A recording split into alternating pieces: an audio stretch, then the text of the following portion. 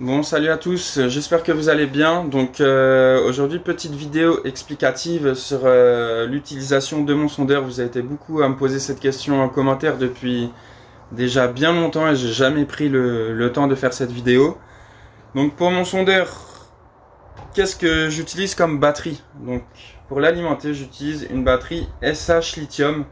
Donc c'est une batterie qui fait 1 kg tout simplement par rapport à ma batterie 12 ampères avant qui faisait 4 kg, donc je gagne 3 kg exactement.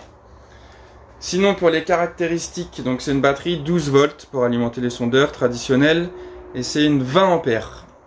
Donc comme vous pouvez voir ici, il y a des petits boutons, donc là j'appuie sur celui-là pour voir la recharge de la batterie, donc là elle est à 100%. Là vous avez le petit truc pour mettre la charge. Donc pour recharger la batterie, et là vous avez les deux COS classiques. À savoir que avec cette batterie là vous avez le chargeur compris dedans. Donc pour le prix ça pique un peu, mais franchement maintenant que j'ai investi dedans je suis vraiment hyper content, puisque l'autre jour j'ai prêté la batterie à mon pote Jérémy et il a fait un concours de pêche sur 2 jours, et au bout de 2 jours de pêche, donc des journées de 8h à 17h, et sur les 2 jours de pêche, il lui restait encore 50% d'autonomie sur la batterie. Donc c'est vraiment énorme, énorme de chez énorme. Donc très très grosse autonomie. On peut bien pêcher 3 jours avec cette batterie là. Et ça fera l'affaire. Quoi d'autre? Donc c'est une batterie qui pèse 1 kg. Donc pas négligeable. Surtout que moi je mets ma batterie à l'avant du kayak. Je vais vous montrer ça après. Et donc ça fait 3 kg en moins. Sachant que le Prangler il est assez lourd. Donc pour le sondeur, avec la batterie, j'ai alimenté mon sondeur, donc le Lowrance Hook 2.7 Rivel triple shot. Donc voilà, comme ceci. Donc là, je vais le mettre ici. Pour mettre en tension, du coup, une fois qu'on a tout branché, on appuie là-dessus. Et tac, là, le sondeur est sous tension. Donc avant de tout brancher, moi, je coupe. Bon, je vais vous montrer un petit truc. Je vais vous montrer où est-ce que je mets ma batterie. Donc, hop, je vais montrer comme ça. Donc ma batterie, je vais la mettre là, parce qu'elle est mince, c'est galère. Tac. Comme ceci, voilà. Donc voilà ma batterie. Donc voilà ma batterie où je la mets, donc à l'avant du kayak classique. Donc ma batterie, elle est dans les petits supports de sondeur Hobby, donc ma batterie lithium. Donc là j'ai mes COS juste ici. Il y a une petite astuce toute bête. Moi je fais un petit colson ici pour pas que les COS elles tombent dans le fond du kayak et qu'il y ait du vert de gris, si on peut appeler ça comme ça, sur les COS, et du coup après ça fera une mauvaise connexion. Donc pour pas que pour tous les pêcheurs en mer là où les COS rentrent dans l'eau salée, où ça marche après une fois sur deux, c'est galère quand on se met à l'eau, on met 10 ans à allumer son sondeur. Moi je fais ça, je le bloque ici, comme ça ça tombe pas dedans, et jusqu'à maintenant, j'utilise depuis le mois d'avril maintenant. Et franchement, à chaque fois que j'ai branché mon sondeur, ça s'allume direct. Donc là, on va brancher les COS ici. Donc tac, le rouge sur le rouge. Plus sur plus et moins sur moins. Tac. Là, ici aussi. Hop. Après, là, on va prendre ça. J'ai encore tout mon petit bordel de l'autre jour, là. Donc là, on va mettre l'alimentation ici. Tac, donc bien le mettre droit là. Hop, juste ici. Hop. Hop.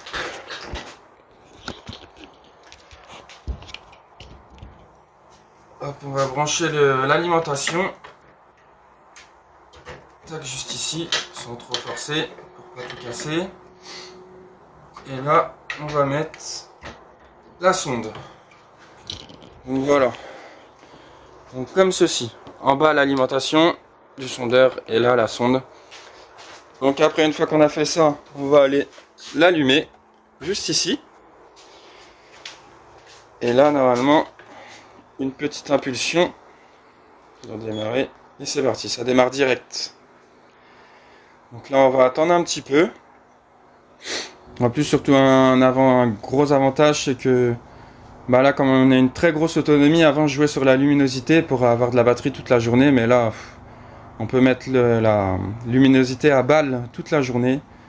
Et ça sera très bien, surtout que quand il y a du soleil et tout, c'est un peu chiant. Sauf si on met une petite visière, c'est la marque Berley Pro qui fait ça, je crois. On peut mettre une petite visière sur son sondeur pour cacher les faux jours. Mais là, comme on met la luminosité au max, bah, il n'y a pas de problème là-dessus. Donc le sondeur s'allume, c'est un petit peu long, comme vous pouvez voir. Donc voilà, là ça marque chargement de la carte, là ça marque accepter. Vous le voyez pas là avec le faux jour, mais du coup on va appuyer là, tac, donc voilà. Et là on va aller directement couper la sonde, puisque une sonde hors de l'eau, ça chauffe et ça grille. Bon les amis, donc comment j'ai configuré mon sondeur. Donc là vous allez à la carte, le sondeur traditionnel. Le side, c'est pour voir jusqu'à 40 mètres à droite et à gauche. Vous avez le down scan, donc c'est une vue où c'est plus détaillé. Par exemple, si vous avez un arbre immergé, par exemple pour ceux qui pêchent en rivière, et ben vous verrez donc plus les poissons, en plus surtout avec le rivel là, c'est un nouveau truc. On verra les petits arcs dans l'arbre. Ça sera pas une grosse masse qu'on pourra avoir sur le sondeur classique. Donc là, ça sera pour une vue plus détaillée. Là, j'ai mis une vue, par exemple, carte et sondeur traditionnel. Là, j'ai mis une vue carte classique, donc la carte des fonds, avec les cassures et tout. Là, une vue donc plus détaillée, down scan. Et là, une vue traditionnelle. Et moi, celui que j'utilise le plus, donc c'est celui-là, la carte, le sondeur traditionnel et le side. Donc là je vais vous montrer comment on fait. Tac, personnaliser, je vais le supprimer par exemple. Donc vous voyez, on va dans personnaliser là dessus et là on fait ça, tac. Donc voilà, donc on va le recréer, ajouter point. Donc là on monte en haut, vous voyez, je sélectionne la carte, donc tac. Donc en premier pour l'avoir en plus grosse, après je sélectionne le side et après je sélectionne le sondeur. Donc voilà comment je procède. Donc la carte, le sondeur traditionnel et le side pour voir sur le côté. Si par exemple je pêche sur une tête de roche et je veux voir si 20 mètres à droite j'ai du sable par exemple, ou inversement si je suis sur du sable et 20 mètres à droite je veux voir s'il y a de la roche, et ben je mets le side. Donc voilà, là une fois qu'on a fait ça, on fait sauvegarder juste ici, on valide. Allez, donc là j'ai validé et voilà. Donc là on a la carte, du coup on va zoomer dessus. Donc là, hop, on va aller sur la carte. Donc là je suis à Nantes.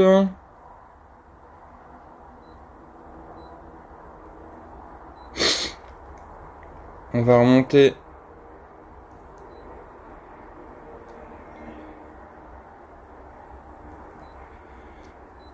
À Quiberon, on va aller à Quiberon, je vais aller vous montrer ça un peu. Donc tac, on fait avec les flèches. Donc c'est pas ce qu'il y a le plus pratique par exemple par rapport à un sondeur tactile. Donc là on fait avec les touches. Après voilà, c'est vraiment un sondeur de bonne qualité, un bon rapport qualité-prix. Donc voilà, donc là on n'a pas un bien détaillé. Du coup là je vais appuyer ici pour aller dans les menus. Je vais aller dans plus d'options, tac, comme ceci, option carte.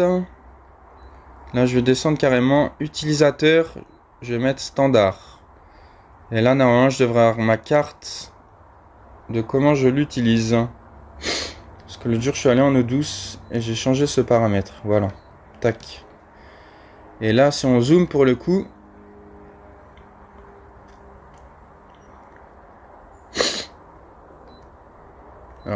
j'ai pas éteint la sonde aussi, donc toujours éteindre la sonde quand elle est hors de l'eau, parce que la sonde elle envoie des ondes et elle chauffe quand elle est hors de l'eau, et après la sonde elle crame. Donc là je l'ai éteinte, je vais ici, on appuie sur démarrer, ici, et tac on valide, et ça descend, et là la sonde elle claque plus. Donc hop, on va sortir de là, voilà. Voilà comment j'ai la carte aujourd'hui, comment je l'utilise. Donc si on dézoome trop, on est en blanc, si on zoome plus... Donc là on est sur Quiberon. Donc là on va aller à la pointe de Quiberon.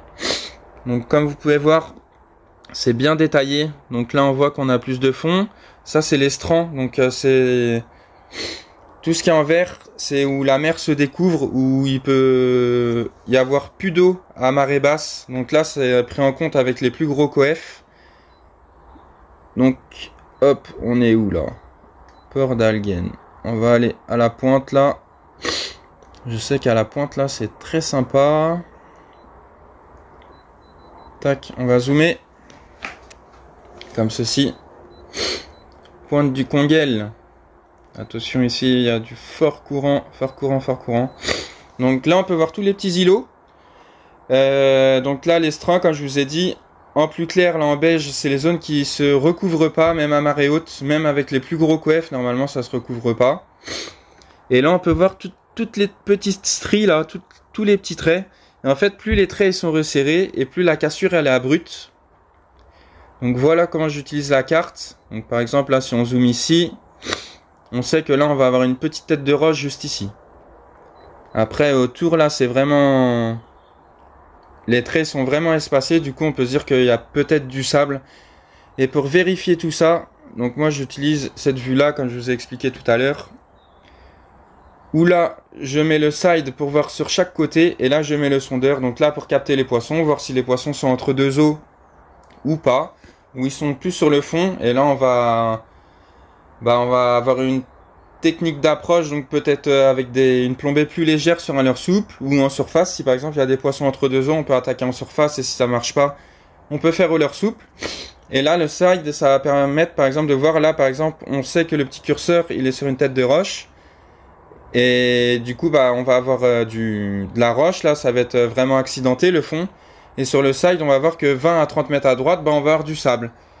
Et moi par exemple j'aime bien pêcher tout ce qui est bordure de roche et de sable par exemple, et avec le side ça va nous permettre de pouvoir faire ça. Et je trouve que le side c'est vraiment un très très gros avantage, même pour les zones qu'on connaît. Le side c'est hyper bien pour prospecter aussi. Quand par exemple on est au milieu d'un banc de sable, on veut chercher une tête de roche isolée qui est pas sur la carte forcément. Voilà, que personne connaît. Et ça peut être des putains de spots de pêche. Donc voilà ma technique d'approche. Donc comme vous pouvez voir ici, hop, après on peut dézoomer. Là je vais mettre la carte, je vais vous montrer un petit peu plus. Donc là tout ce qui est en rouge, donc ça c'est des têtes de roche. Donc ça veut dire que c'est des têtes de roche qui remontent à fleur d'eau, et là faut se méfier. Après il faut savoir que le mode GPS c'est aussi une sécurité. Genre une fois je suis parti du port et grosse brume de mer. Et j'allais sur un spot au large, donc un petit îlot qui est abrité. Et du coup si j'avais pas le GPS, j'aurais été perdu dans la brume si on n'a pas de carte ou de boussole. Donc voilà, ça c'est vraiment niveau sécurité, et pour la pêche c'est vraiment pas négligeable. Franchement si j'aurais qu'un truc à prendre, c'est la carte par rapport à un sondeur classique, puisque la carte ça aide beaucoup. Après savoir ce qu'il y a au fond c'est bien aussi, mais c'est pas ce que je préfère le plus. Donc comme vous pouvez voir là il y a plein de petits plateaux, là il y a des petits plateaux avec tête de roche, là il y a des petits plateaux, mais tout ça c'est tout le temps recouvert d'eau. Il n'y a que l'estran comme on appelle, donc les zones en verte, où ça peut être découvert à marée basse. Donc voilà, si on se balade, vous pouvez voir là il y a une petite île, il y a une petite île, il y a une petite île. Là il y a un petit phare, une petite bouée. Là il y a une petite bouée aussi en plein milieu de l'eau. Là on peut voir qu'il y a plein de petits plateaux, voilà. Après ce qui peut être bien par exemple, comme vous pouvez voir là, c'est que vous dire que là normalement il y a du banc de sable, et là il y a de la roche. Donc par exemple ça peut être, si le courant vient comme ça peut être un lieu de passage pour les poissons par exemple, juste ici là. Donc c'est pour ça que regarder la carte, en général quand je vais pêcher une zone que je connais pas, c'est la première chose que je regarde avec Google Maps par exemple. Donc voilà, après comme vous pouvez voir, là c'est la zone de Quiberon. Je vais pas vous en parler plus que ça, mais voilà, Quiberon, Sarzeau, Idic, Belle-Île.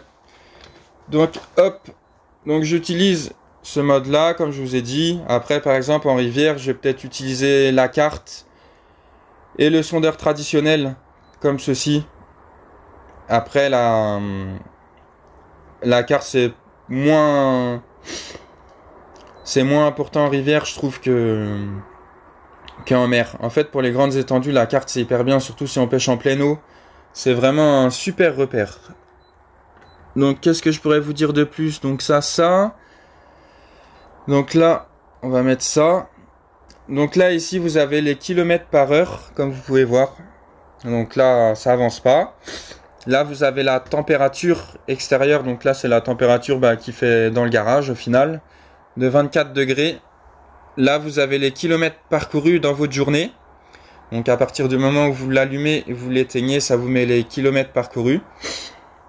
La kph, c'est kilomètres par heure.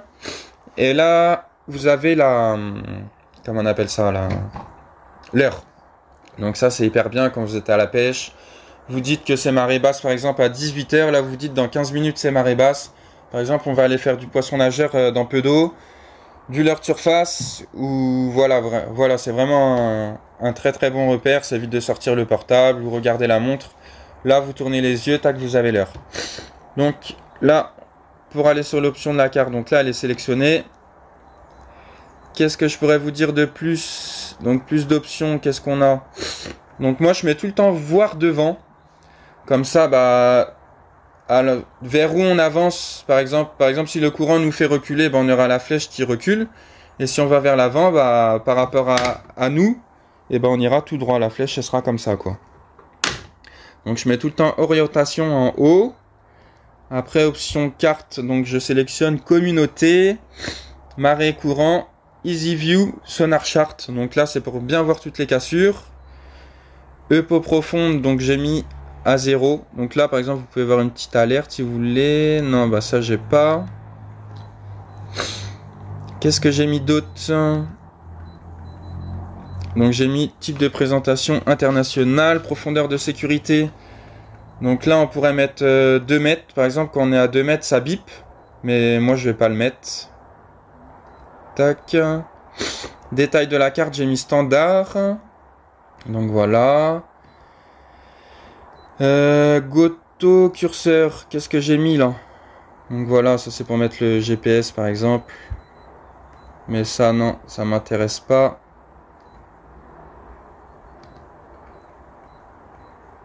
Tac, navigation. Redémarrer.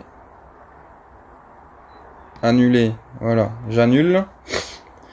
Il y a un truc qui est hyper important aussi que je voulais vous parler. C'est ça. Donc là, si on va sur l'option ici. Et là, on clique ici. Tac, tac. Plus d'options. Non, c'est pas ça. Ah, c'est si on clique sur démarrer. Là, edit overload. Donc, voilà, ici. Bon, je suis pas très bon en anglais. Mon accent, c'est pas ça. Donc déjà, si vous voulez supprimer, je vais vous remettre comme ça. Tac, avec la carte, ça sera peut-être mieux. Vous verrez mieux. Voilà, donc toutes les informations qu'il y a ici. Donc, vous cliquez sur là le petit bouton marche arrêt. Si vous voulez les enlever, vous cliquez ici. Ça enlève comme ceci. Et là, vous remettez. Voilà. Après, pour toutes les informations, donc vous voyez, j'ai cliqué. On va recommencer au pire. J'appuie ici. Je vais sur Edit Overload. Et là, vous avez toutes les informations. Donc là, j'ai sélectionné kilomètres par heure. Donc là, on peut faire configurer. Et là, on peut mettre en petit, en grand ou en XL. Ouais, par exemple, si je mets en XL, c'est comme ça. Là, je vais mettre en petit. Qu'est-ce qu'on peut mettre ici? Bezel. Donc, vous voyez, pour mieux le voir, on peut mettre en noir sur un fond blanc. Là. Voilà. Ça, je sais pas qu'est-ce que c'est exactement. Inverser texte. Non, ça m'intéresse pas. On va mettre comme ça. Type numérique ou analogique. Je préfère en numérique. C'est plus parlant. Donc voilà pour ça. Ajouter. Par exemple, si vous voulez ajouter la distance parcourue. Moi, j'ai surtout mis un truc très intéressant. C'est l'heure. Donc voilà, vous allez là. Vous pouvez mettre la date et l'heure. Bon, j'ai pas mis la date, puisque en général, je sais quel jour on est exactement, mais j'ai mis l'heure. Donc voilà, comme ceci. Donc là, je l'ai enlevé, je l'ai décoché. Mais on peut la remettre, comme ceci. Et là, il est 17h50. Qu'est-ce qu'il y a d'autre après? Il y a tension d'alimentation. Donc voilà, là, on sait que la batterie, elle est à 13,5 volts. Variation magnétique. Non, ça m'intéresse pas. Ça, on l'enlève. Mais voilà, la tension, ça peut être bien aussi. Si on voit que ça baisse, c'est que bah, la batterie commence à être fatiguée. Vitesse max, 23 km/h. Navigation, destination, distance pour tourner, distance à destination, écart de route. Non, tout ça, ça m'intéresse pas. Donc voilà. Là, tac. Overload. Donc là, voilà, j'ai plein d'informations. J'ai la tension, l'heure, les kilomètres parcourus, la température de l'eau, la profondeur indiquée. Et là, j'ai les kilomètres par heure, donc la vitesse à laquelle je peux dériver, par exemple, si je pédale pas, ou la vitesse à laquelle j'avance. Donc voilà pour toutes les modifications. Tac, on va laisser comme ceci. Hop, et voilà. Qu'est-ce que je pourrais vous dire d'autre? Donc pour le sondeur traditionnel, donc on va aller dans les paramètres, on clique ici. Moi j'ai mis échelle automatique, j'ai mis mode customisé, j'ai mis fréquence haute, j'ai mis la sensibilité à 2, après ça dépend de la qualité de l'eau, si elle est chargée ou pas. Qu'est-ce qu'on a mis? Donc plus d'options. Après on va voir la palette. Donc moi j'ai mis la palette 1. Mais vous pouvez mettre la palette 2 par exemple, où ça sera un peu plus foncé. Bon là j'ai arrêté donc on voit pas. Si on veut mettre les poissons, moi ça m'intéresse pas, je préfère voir des arcs ou autres. Après mesure, non. Après on peut mesurer un écho par exemple. Mais ça m'intéresse pas non plus. Qu'est-ce qu'on peut mettre d'autre? Donc le mode Side View. Par exemple, on va aller là-dessus. Donc là, vous voyez, ici j'ai ma ligne centrale. Donc là, c'est où se trouve mon kayak. Et là, pour l'instant, il est réglé à 18 mètres 30 de chaque côté. Donc si on veut augmenter, on appuie sur plus ou moins. Bon là, c'est en mode arrêté, donc ça marche pas. Plus ou moins. Si on va dans les paramètres... Donc moi j'ai mis en mode... J'ai même pas mis en mode auto. Si j'ai mis en mode auto. Tac. Mais après si on veut plus d'options, on peut mettre la palette de couleurs. Donc là j'ai mis vert, je suis habitué à celle-ci. Mais on peut mettre bleu par exemple, comme ceci. Ou là c'est... Mais le vert j'aime bien. Je suis habitué, je mets la palette verte. Après c'est comme vous voulez, vous pouvez mettre rouge. Vous pouvez mettre un peu plus d'orange, de beige, de vert fluo par exemple. Moi, je vais remettre la palette 1. Qu'est-ce qu'on a? La vue donc de gauche à droite. On peut mettre la vue gauche seulement ou la vue de droite seulement. Donc voilà pour le mode side. Après, en down scan. Donc ça, c'est un truc que j'utilise pas forcément beaucoup. Donc c'est un mode auto. J'ai le mode fiche révèle activé. La palette, c'est la même que le side. Option fiche révèle, donc là il y a la sensibilité, la clarté de l'eau, la palette aussi, mais tout ça, ça m'intéresse pas. Donc voilà un petit peu pour le sondeur. Après là au niveau des informations, donc pas de marée. Là qu'est-ce qu'on a? On a les trajets faits. Donc vous voyez j'ai mon sondeur depuis... Il est parti en SAV, je l'ai reçu au mois de décembre il me semble. Et depuis le mois de décembre, j'ai fait 628 km sur l'eau. Donc voilà, en comptant la fermeture, au mois de février et mars, je suis pas allé à la pêche. J'ai passé 243 heures sur l'eau. Vitesse moyenne de 2,6 km/h et vitesse maximum 23 km/h. Mais ça, bizarre. Bizarre. Après, vous avez la lune. Donc comme vous pouvez voir, vous avez le lever et le coucher du soleil. Donc ça, c'est hyper bien aussi. Vous avez votre position. Vous avez quoi d'autre? Le lever de la lune. Donc voilà. C'est une lune décroissante qui est pleine à 81% encore. Vous avez la date aussi. Donc voilà, c'est plein d'informations hyper importantes. C'est des petits trucs tout bêtes, mais... Donc voilà, carte mémoire. Bon, ça, on n'y touche pas. J'aime pas trop toucher à tout ça. Là, vous avez tous les waypoints. Donc voilà, là, j'ai tous mes points GPS. J'en ai mis un paquet. Un paquet, un paquet. Tac. Ah oui, il y a un truc aussi que je voulais vous montrer. Les points GPS. Donc par exemple, pour mettre un point GPS. Par exemple, on va aller là. Tac, on va aller vers le Havre. Donc embouchure de la Seine, là on est. Donc ça c'est des épaves là, ce que vous voyez là, les petits points. On va aller sur la côte.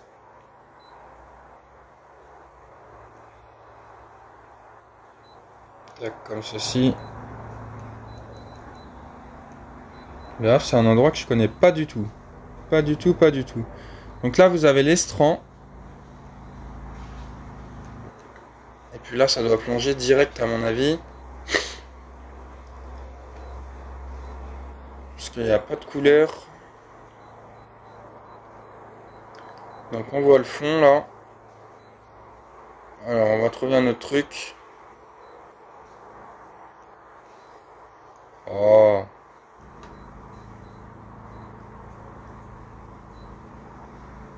Le Havre, le Havre, le Havre. Là, on va aller au port là. Si vous voyez, tac.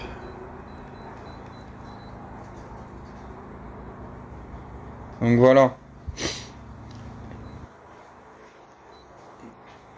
Il y a pas mal de fond là-bas, hein, parce que si c'est en blanc, c'est vraiment qu'il y a de l'eau, puisque moi au-dessus de 15 mètres, je crois, j'ai mis que la couleur était bleue.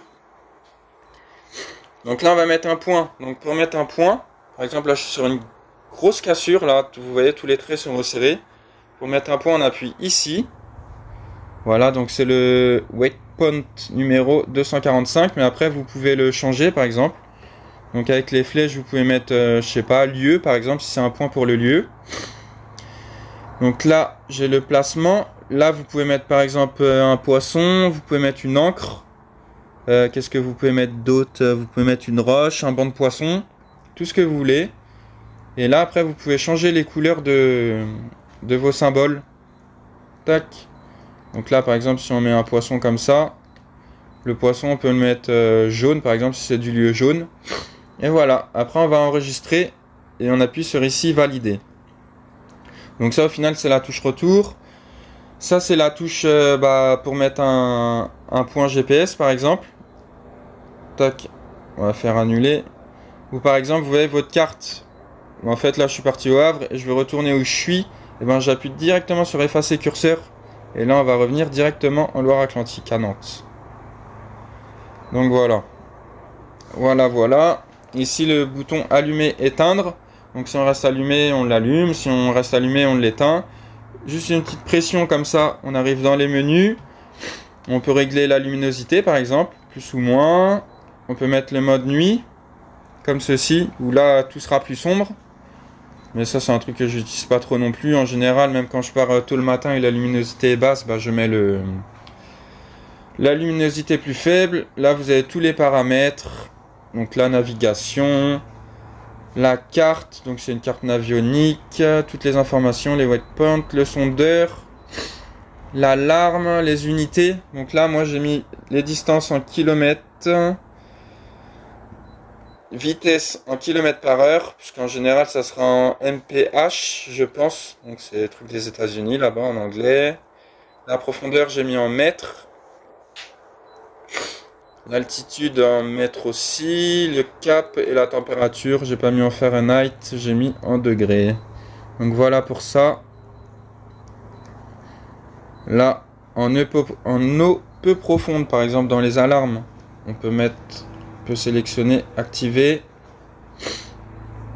Définir la limite, par exemple en dessous 1 mètre. Allez, 80 cm ça peut sonner. Tac.